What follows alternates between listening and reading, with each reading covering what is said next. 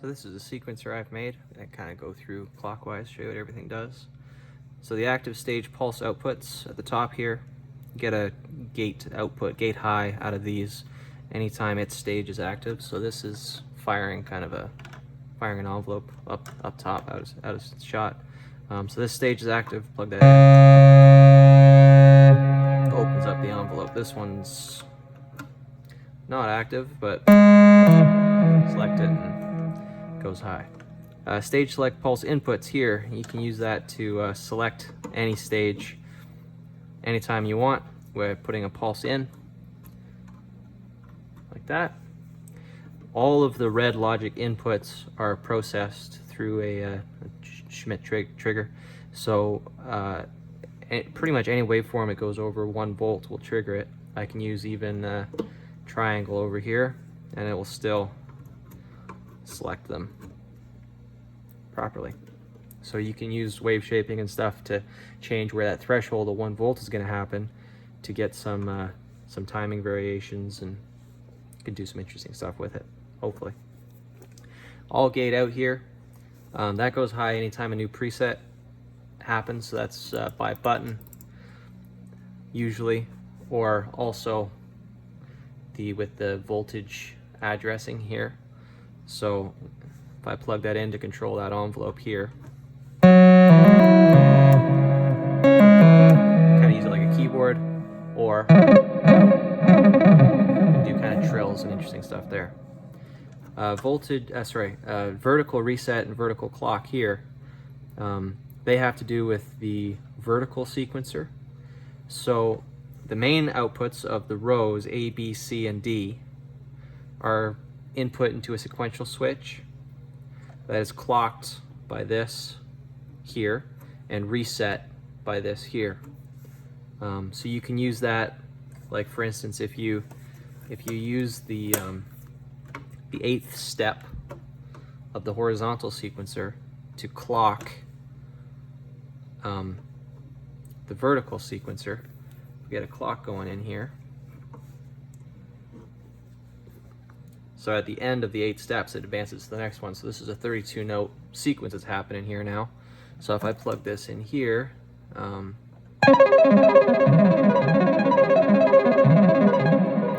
32 notes out of it if you want.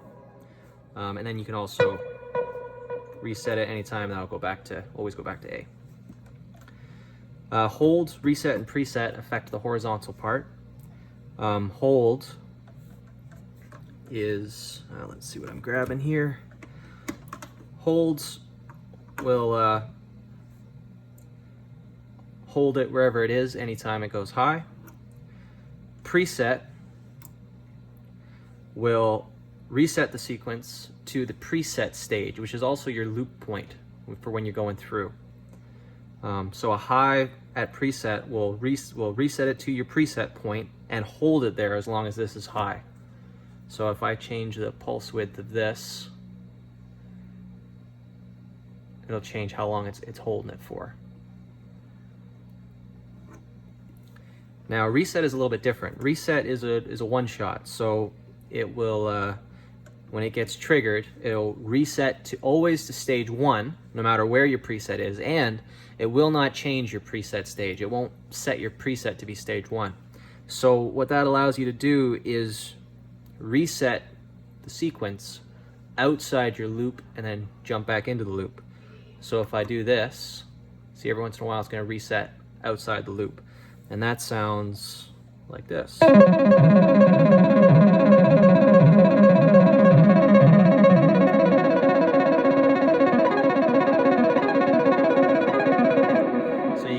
To get some variations and stuff. Preset address is a voltage 0 to 5 volts. It's processed by a string of comparators, and it allows you to convert a voltage into a discrete step. So you can use external wave shaping and different shapes of waves to get different timing stuff. If I use, let's say, what have I got here? If I use a triangle input here, you see it's going up and down. and that triangle is bipolar, so it's going above and below 0. This input only takes positive voltages. Anything below 0 volts is cut off. So if I bring this manual up, now we're getting the full movement. Now, anytime a preset changes, you get a gate output here. So if I plug this in, so you get a timing pulse kind of here it'll tell you every time that something's changing down here. So you can use that for trills, and you can use different wave shapes to sit on different things and get different timing. A lot of fun. I think the clock I've been using the whole time, so that should be obvious what's going on there. A little bit faster here. The left-right direction change, I'm not sure if I'm going to leave it the way it is right now. The way it's supposed to work is when it's high, it's moving right, and when it's low, it's moving left. Now nothing's plugged in, and it's kind of internally biased to be high. I don't know if that's the right word to use, but it's the word I'm using. So if you use an external, this is this oscillator here. It's going high and low here. So when it's high, it'll go right, and when it's low, it'll go down left. I might change how that works a little bit. Hopefully that's relatively clear. Finally, I got this row of switches here, which is tie, run, skip. Now, tie and skip are related. Tie will keep your overall step length the same, but pull this note that I've tied here out. So if we listen to that, so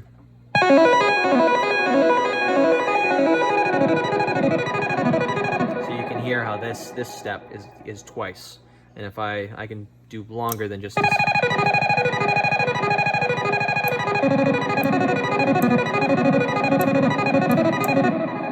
So that way you can pull notes out, mess with stuff, slot it back in. It doesn't change your timing, it doesn't change where you are.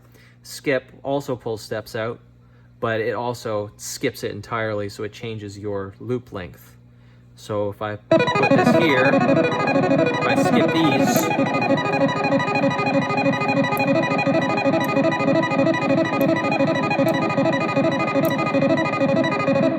so by using tie and skips interchangeably, you can change where you are in a sequence, or stay where you are and repeat notes, do all kinds of stuff like that. And I think that's about everything. These are buttons at the bottom to select everything, and there's 2 LEDs per stage down here. The red one is telling you what your preset is, and the blue one is telling you where you're clocking. I think I've just unplugged something here. Oh, it's because I got all these skips and stuff set.